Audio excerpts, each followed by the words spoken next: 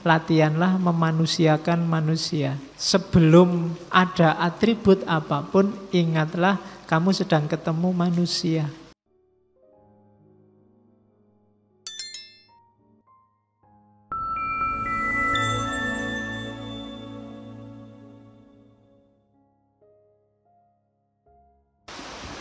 Oke, bismillah. Assalamualaikum warahmatullahi wabarakatuh. Bismillahirrahmanirrahim. Alhamdulillahirabbil alamin. Alhamdulillah wa syukrulillah wala haula wala quwata illa billah. Allahumma sholli wa sallim wa barik ala habibina wa syafi'ina sayyidina wa maulana Muhammadin wa ala alihi wa ashabihi wa man tabi'ahum bi ihsanin ila yaumil qiyamah. Amma ba'du. Alhamdulillah, malam ini kita bisa kembali melanjutkan ngaji filsafat kita barengan sama hujan. Semoga hujan ini membuat kita segar. Segar pikirannya, segar hatinya. Karena hari ini banyak orang yang kering di berbagai level kehidupannya. Mungkin diingatkan oleh Allah, hidup ini enak, hidup ini nikmat. Ngapain sampai sebegitunya kita bikin hidup ini sumpek, ruwet, dan gersang. Maka kita banyak diberi hujan. Apalagi tema kita bulan ini tema tentang cinta.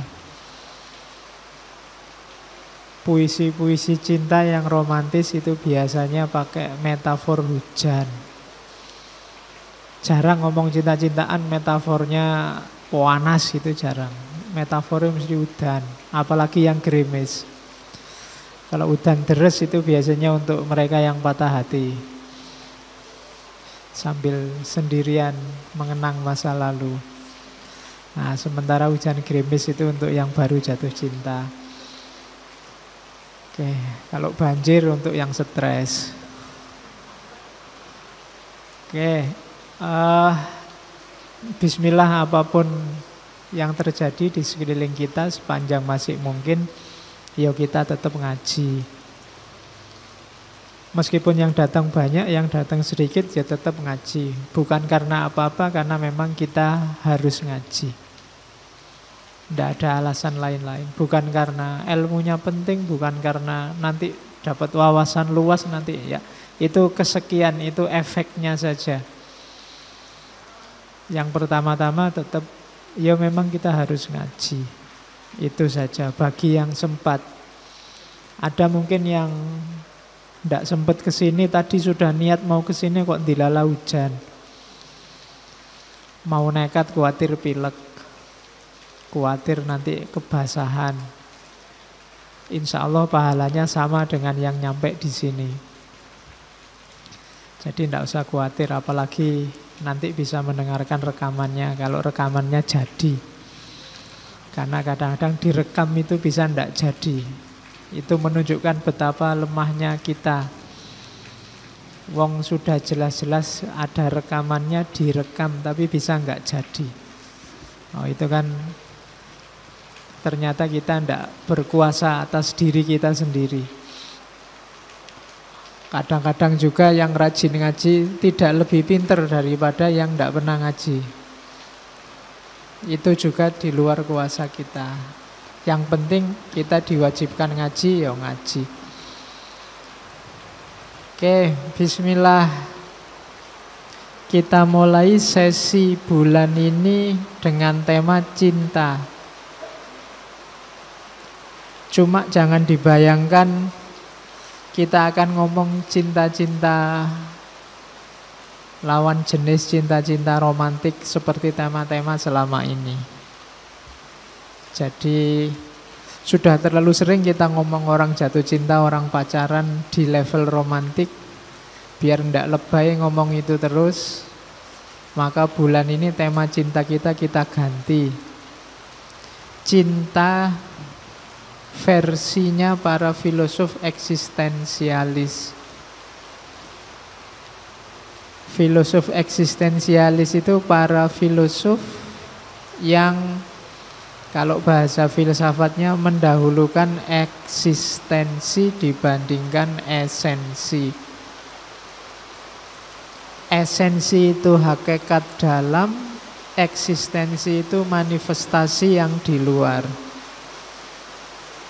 Filosof eksistensialis itu yang punya pandangan bahwa manifestasi yang di luar itu loh yang lebih penting.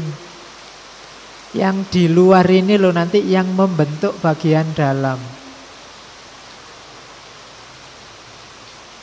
Jadi tidak ada esensi asal hakikatnya kita itu apa, tidak ada. Kita itu ya jati diri kita ekspresikan seperti apa, yaitu kita. Kalau kamu tiap hari bohong, ya kamu pembohong. Esensimu seorang pembohong. Dari mana itu muncul? Dari bohongmu setiap hari. Eksistensimu sebagai seorang pembohong. Kamu tidak bisa mengelak sejatinya saya itu jujur loh Pak. Tidak bisa begitu. Sejatinya tidak ada. Karena yang sejati di dalam itu dibentuk oleh pengalaman luar.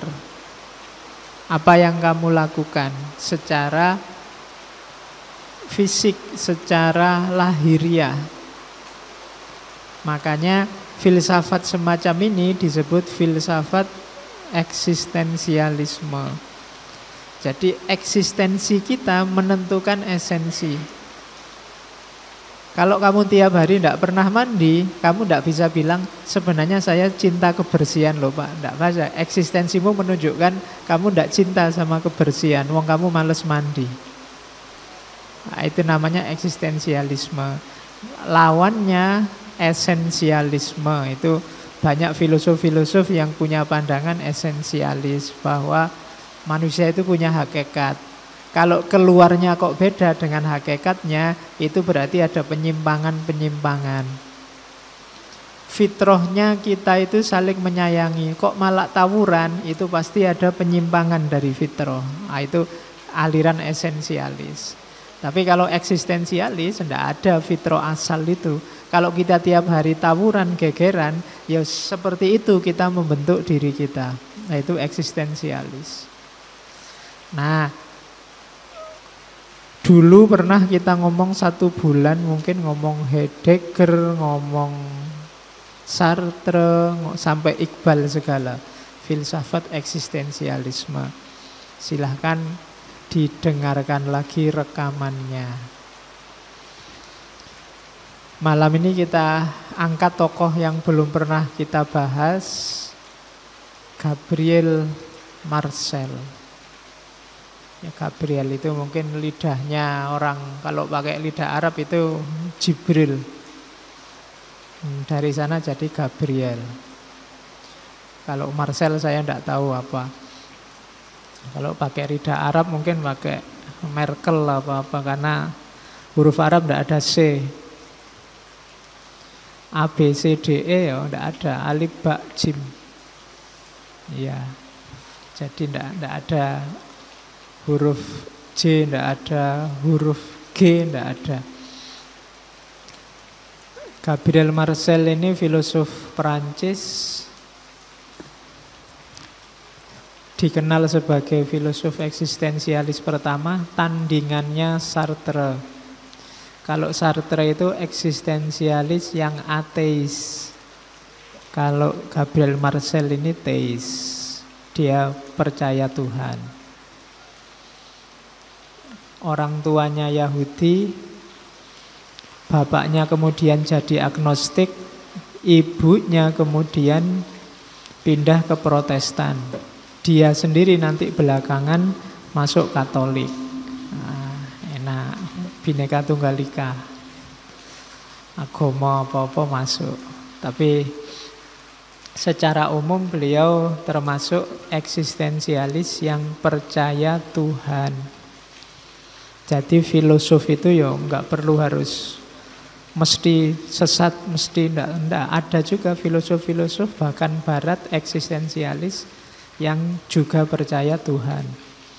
Nanti Marcel ini termasuk filosof yang membuktikan adanya Tuhan lewat jalan pengalaman. Nanti ada teorinya di belakang. Oke, mumpung hujannya ndak deres, suara saya sudah mulai jelas, kita mulai ya. Marcel ini lahirnya 1889. Meninggalnya 1873. Jadi lumayan tua, 80 berapa? 84 usianya. Beliau pinter sejak kecil, ngajar filsafat, sempat belajar di Universitas Sorbonne, kemudian sempat ikut Perang Dunia Pertama, cuma tidak bagian tembak-tembakan, bagian keperawatan. Ya, enak kan kalau bagian perawat itu bareng perawat-perawat. Tapi dia nanti dapat tugas khusus menyampaikan berita lelayu. Apa? Kalau di Jawa berita lelayu, berita kematian. Kalau ada tentara yang meninggal, dia yang menyampaikan ke keluarga yang meninggal. Zaman dulu belum ada masjid yang mengumumkan innalillahi wa inna ilaihi gitu, tidak ada. Jadi ya ditemui satu demi satu, tidak ada HP, tidak ada WA.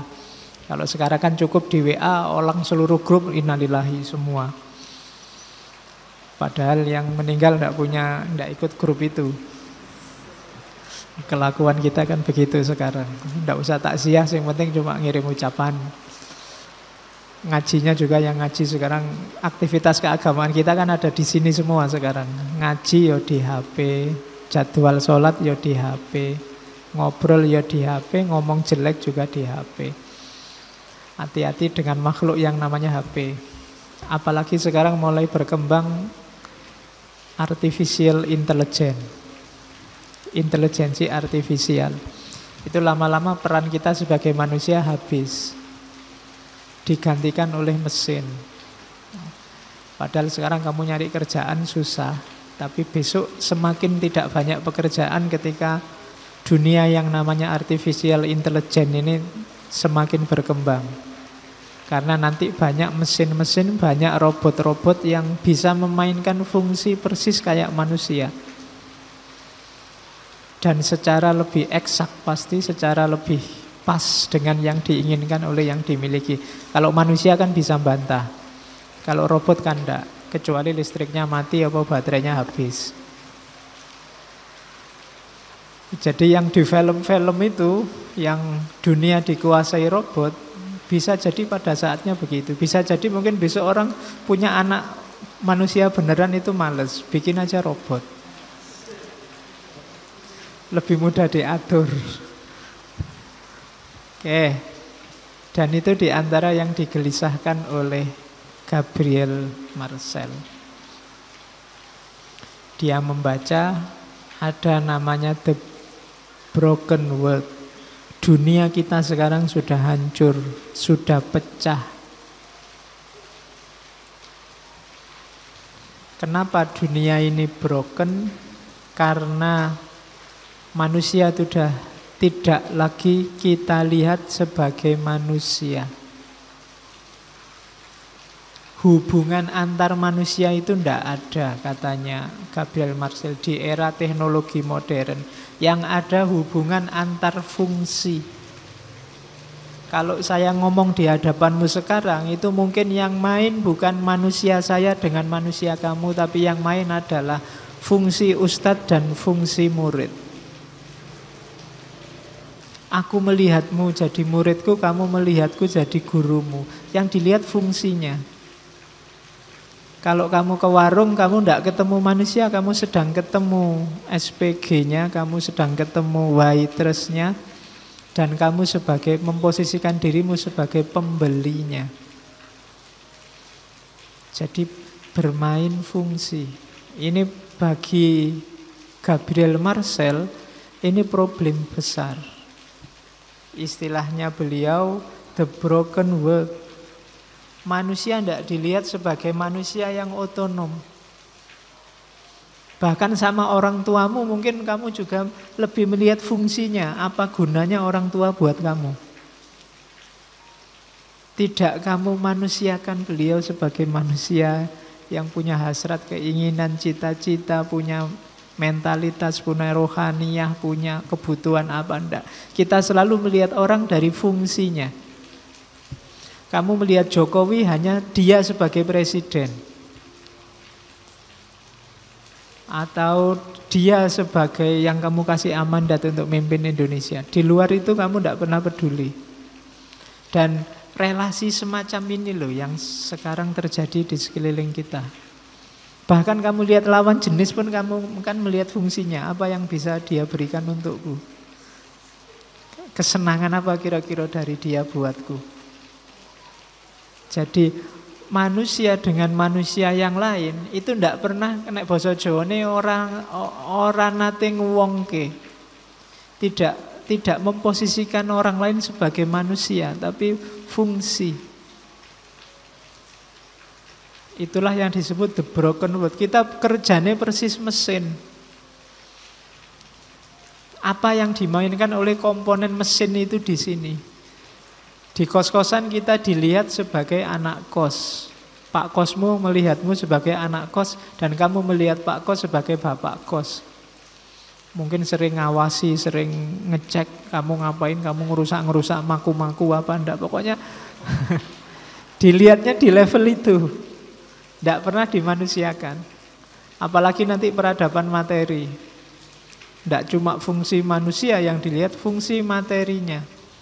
Kalau kamu jalan-jalan di Amplas atau di Hartono Mall, itu kan SPG itu melihat kamu kan tidak sebagai manusia, tapi sebagai dompet yang berjalan.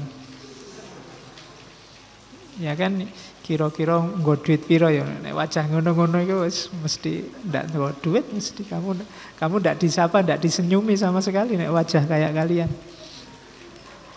Tapi sing kelihatan tajir, kelihatan mungkin disenyumi, disapa, silahkan mampir mesti gitu. Tapi kalau kalian yang lewat enggak. Kenapa? Dibayangkan dompetmu tipis. Itulah namanya the broken world. Dunia hari ini begitu. Kamu eksis sebagai dirimu, cuma orang lain menganggapmu hanya fungsimu. Apa penting Pak anggapannya orang lain tentang saya? Penting. Kenapa? Karena kamu tidak bisa eksis tanpa orang lain. Itu nanti nyawa teorinya Marcel. Kita tidak akan bisa eksis tanpa orang lain. Sementara ternyata hubungan kita dengan orang lain itu hanya hubungan fungsional, hubungan atas dasar fungsi. Kamu memahami takmir ya sebagai yang ngurusi masjid. Tidak kamu pahami dia ya manusia loh. Kamu memahami temanmu sebagai apa yang kamu butuhkan dari dia. Tidak kamu lihat dia juga manusia. Oke, jadi itu problem yang disasar oleh Gabriel Marcel, bahwa hidup kita hari ini ada dalam the broken world, dunia yang hancur. Ya ini susah untuk diatasi, tapi pelan-pelan. Berarti kalau kemarin kita bolak-balik ngomong latihanlah jadi manusia, itu hari ini Marcel ngomong latihanlah memanusiakan manusia. Sebelum ada atribut apapun, ingatlah kamu sedang ketemu manusia. Sebelum kamu lihat agamanya, alirannya, sektenya. Hari ini kan selalu orang banyak menomorsatukan itu. Tadi saya baca ada yang mau duduk jejer di kereta aja harus dicek dulu agamanya apa. Oh, itu kan nggak cuma fungsi ternyata, atribut-atribut seperti agama juga main. Kita ndak bisa melihat pertama-tama dia itu manusia loh. Sama kayak kamu manusia, dengan segala atribut kemanusiaannya. Nah, maka mulai hari ini dibiasakan ketemu siapapun pertama-tama, apakah itu dosenmu, temanmu, ke warung, diinget-inget, aku sedang ketemu manusia dan ingin ketemu manusia. Dulu waktu kita ngaji Suryo Mentaram kan, dia gelisah luar biasa karena di mana-mana dia tidak ketemu yang namanya manusia. Goleki wong ira ketemu-ketemu. Padahal dia kemana-mana, ya lihat orang banyak tapi manusia jarang. Manusia dengan karakter kemanusiaannya. Maka untuk mengurangi problem the broken world, kita harus memanusiakan manusia. Ya untuk memanusiakan manusia berarti sebelumnya diri kita sendiri harus sebagai manusia. Itulah namanya eksistensi.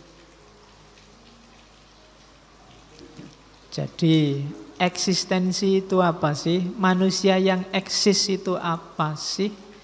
Manusia yang eksis itu manusia yang sadar bahwa dia ada, menguasai dirinya, dan bertindak atas nama dirinya. Itulah orang yang eksis.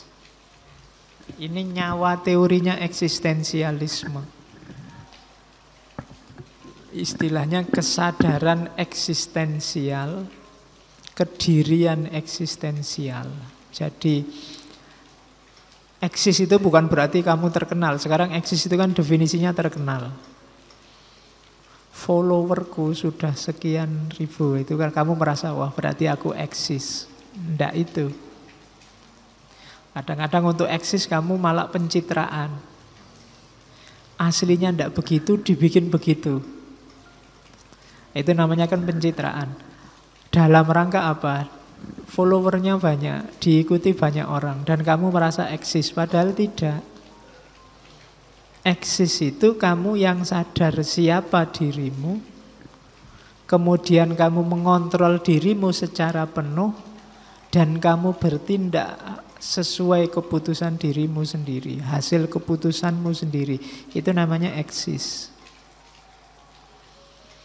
Jadi pertanyaan dasar filsafat kan, who am I? Siapa aku? Itu dasarnya untuk kamu eksis. Kalau kamu tidak ngerti siapa dirimu, ya kamu tidak mungkin bisa eksis. Kalau kamu tidak bisa jawab, apa sih, siapa sih aku ini sebenarnya? Ciriku apa? Yang bisa bikin seneng aku apa? Yang bikin aku galau apa? Kekuatanku sampai di mana? Kekuatan lahir, kekuatan batin. Aku bisa apa? Tidak bisa apa? Berani apa? Takut apa? Ini kan dari sini nanti kamu tahu. Terus jadilah dirimu sendiri. Itu namanya eksis. Jadi lawannya eksistensialisme biasanya yang sangat dikritik itu ideologi kerumunan. Ideologi kerumunan itu kamu memahami dirimu, mengekspresikan dirimu, apa katanya orang banyak. Kalau hari ini, kalau anak muda menyebutnya tren. Itu ideologi. Tren itu bukan pasti jelek. Tapi kalau bukan jiwamu, bukan kamu, bukan gue dan bukan lu, boso galaunya, itu ya ndak usah diikuti. Kalau kamu ndak biasa ngomong alay, ndak usah ngomong alay. Ndak mentang-mentang trennya ngomongnya sekarang gitu semua, ndak. Kalau bukan kamu ya ndak. Kalau kamu nyamannya pakai sarung ya pakailah sarung, jangan pakai jin. Nanti kamu sumpek sendiri, bolak-balik. Diangkat, dipelotrokin, sumpek aku pakai jin. Tapi gara-gara pengen gaya. Jadi enggak, jadilah dirimu. Kalau sukanya sarung ya sarung, tapi ya lihat momennya. Jangan undangan pesta perkawinan yang lain pakai celana, kamu pakai sarung. Atau waktunya ronda kamu pakai jas.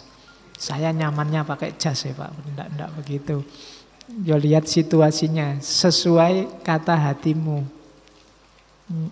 Jadi jadilah dirimu, jangan ikut kerumunan. Kalau di Heidegger kan ada manusia itu ada Dasein, ada Dasman. Dasein itu manusia otentik. Segala keputusan hasil pertimbangannya sendiri. Kalau Dasman itu manusia palsu. Manusia yang itu tadi, logikanya ikut kerumunan. Yang lain kemana, dia kemana. Kalau ditanya, kenapa kok begitu? Ya yang lain begitu. Jawaban yang lain begitu itu menunjukkan kamu tidak Dasein, bukan manusia yang otentik. Kenapa kok bolos Pak? Lah Pak, yang lain juga sering bolos. Wah itu berarti kamu logikanya kerumunan. Kok sampean gonta-ganti HP? Sekarang modelnya memang begitu Pak, HP harus gonta-ganti.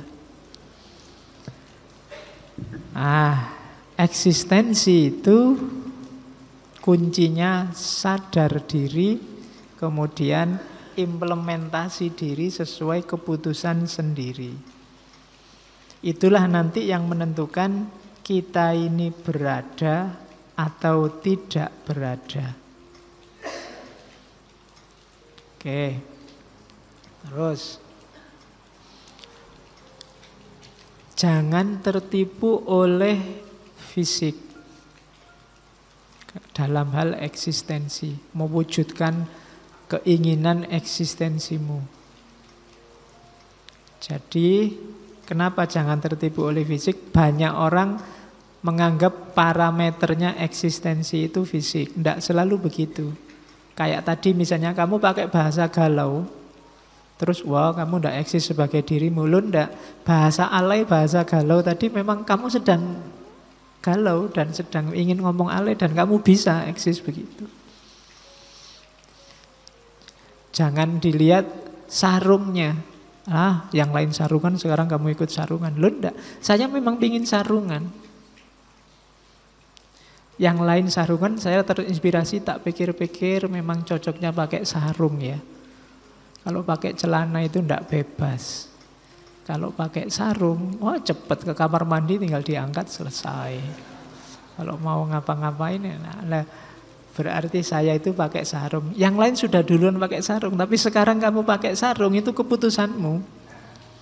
Bukan karena ikut-ikutan. Jadi jangan terjebak oleh fisik. Karena ekspresi fisik itu tidak selalu ya, tidak selalu tidak. Jangan dilihat materinya belaka. Orientasinya jangan unsur fisiknya. Terus. Nah, yang pertama itu. Terus yang kedua, saat kamu ingin eksis, bedakan antara being dengan having. Ini sering orang keliru.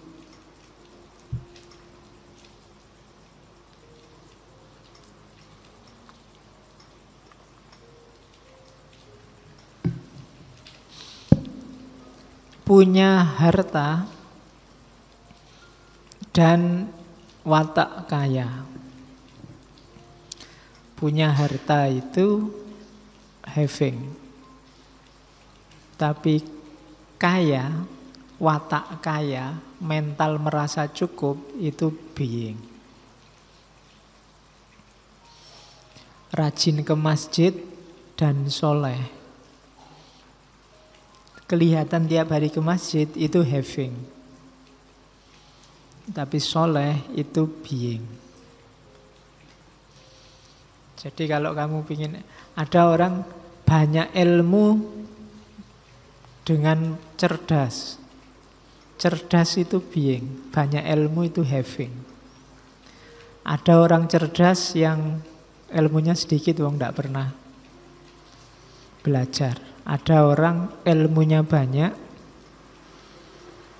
tapi tidak cerdas, wapalan semua. Jadi kalau ngomong itu tinggi-tinggi, cuma tidak nyambung. Omongannya sudah eksistensial, esensi, macam-macam. Cuma tidak nyambung, tidak kontak. Nah, itu having banyak pengetahuan tapi tidak cerdas, tidak being. Jadi masing-masing ada konteksnya. Memiliki harapan, kan kalau di Marcel contohnya having hope, mengharapkan sesuatu dengan jadi orang yang optimis penuh harap. Itu dua hal yang berbeda. Memiliki kepercayaan dengan orang yang percaya, itu dua hal yang berbeda. Kalau di Marcel, saya memiliki kepercayaan, tapi bisa jadi nanti saya tidak percaya dengan kepercayaan ini. Oh, itu rodok bulet ya, nek filsafat itu. Jadi selama ini definisimu kan orang yang memiliki kepercayaan itu namanya orang percaya. Katanya Marcel tidak begitu, beda. Gitu loh. Saya mungkin memiliki kepercayaan, ada kepercayaan yang tidak saya percayai. Ada kepercayaan yang saya sendiri tidak percaya. Tapi saya ada dalam diriku koleksi kepercayaan itu. Mungkin tentang Yesus, tentang agama-agama yang lain itu kan ada, aku ngerti. Ada kepercayaan dalam diriku, tapi yang tak percaya cuma Allah satu. Itu kan beda. Dan modus hidupku, modus versi kepercaya pada Allah, bukan pada kepercayaan yang lain. Nah, itu namanya being sama having. Orang yang punya harapan dengan orang yang dalam dirinya ada harapan tertentu itu beda. Orang yang punya harapan itu orang optimis. Orang optimis itu kan yang dioptimisi apa kan tidak jelas. Pokoknya dia pikirannya positif terus. Tapi orang yang punya harapan itu, saya ingin lulus A, saya ingin cepat dapat pacar, aku ingin setelah ini. Itu kan ada target. Orang yang punya harapan bisa kecewa. Tapi orang yang optimis penuh harapan tidak bisa kecewa. Nah, itu being sama having. Yang satu ngomong kemenjadian, apa bahasa Indonesianya kemenjadian itu? Kedaden bahasa Jawa ya. Jadi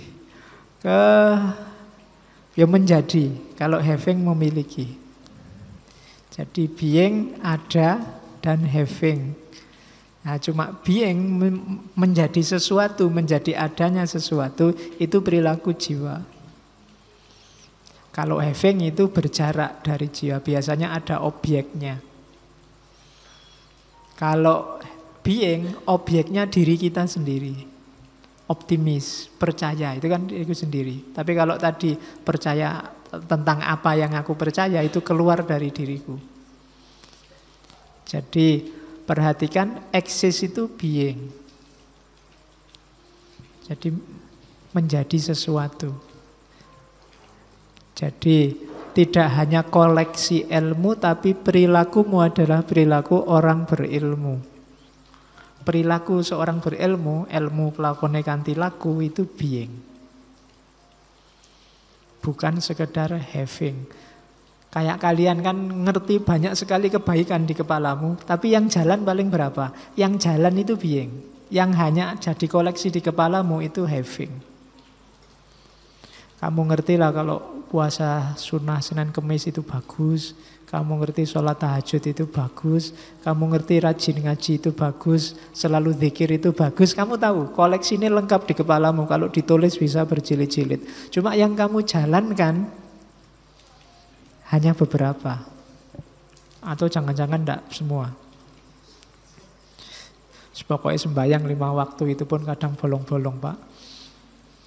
Dan saya yakin Allah Maha Pengampun, Pak.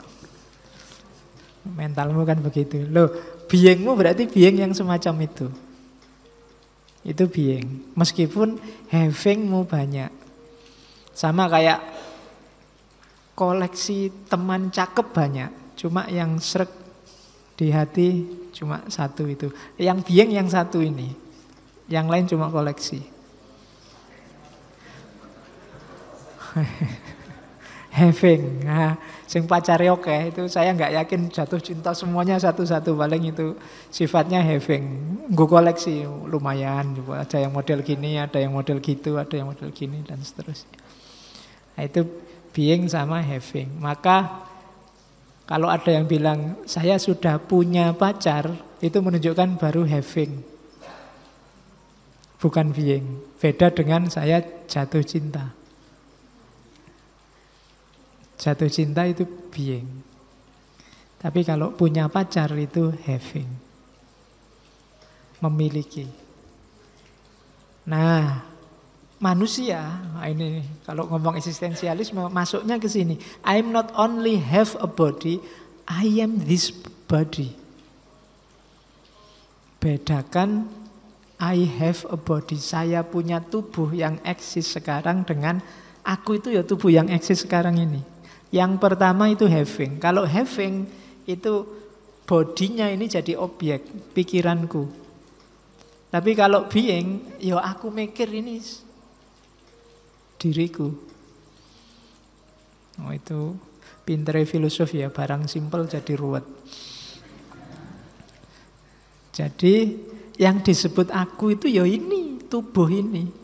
Kalau kamu bilang aku memiliki tubuh, loh aku yang mana lagi? Aku itu ya ini, yang bertubuh yang sekarang sedang eksis being ini.